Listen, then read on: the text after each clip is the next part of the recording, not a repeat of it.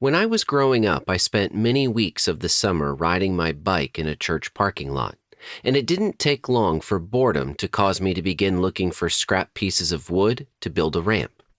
My early engineering experiments in ramp building taught me rather quickly that trajectory, a term I didn't know at the time but a concept I became painfully familiar with, was a critical component of determining where and how one lands. With many scrapes and bruises, I started to see that where and how you take off has everything to do with where you end up. The same is true for biblical theology.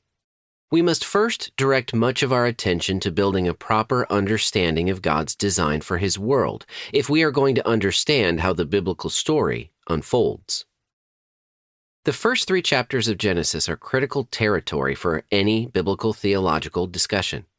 In fact, they serve as the foundation of what is often called a biblical worldview. That is, they begin the universal story of the world that answers fundamental questions like, who are we?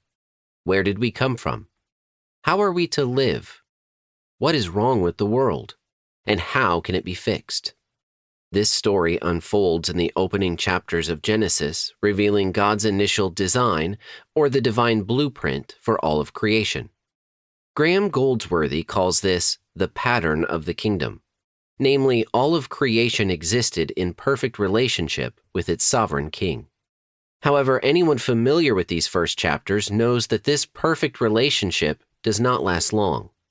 God's good world is quickly marred by human rebellion. Genesis chapters 1 through 3 sets us on a trajectory of understanding God's original design of giving abundant life to be experienced in His presence, and the tragic consequences of cursing that followed humanity's chafing against that design. God creates to give life. The Bible begins with God's existence as a foregone conclusion. God's origins are not defined, defended, or discussed. Old Testament theologian Ludwig Kohler was right when he stated, "The assumption that God exists is the Old Testament's greatest gift to mankind." So, we begin with that gift. God exists and is the source of everything else that comes into existence.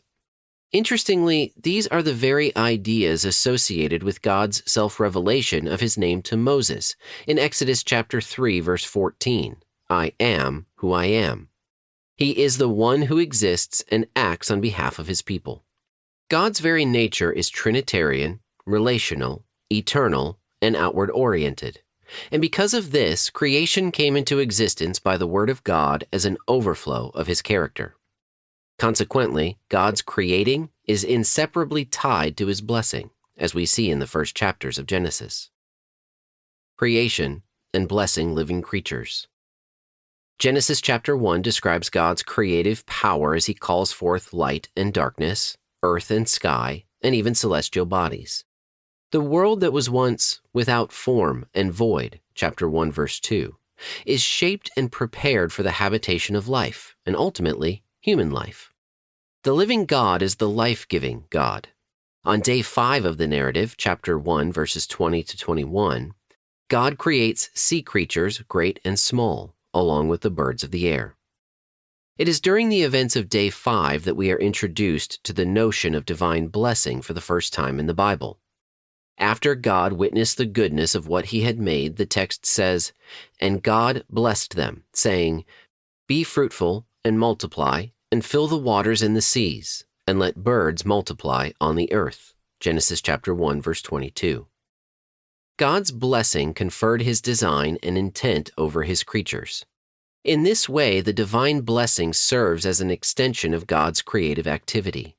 The act of pronouncing a blessing in Genesis chapter 1, verse 22 looks like God commanding His creation to be fruitful, multiply, and fill within the context He created them.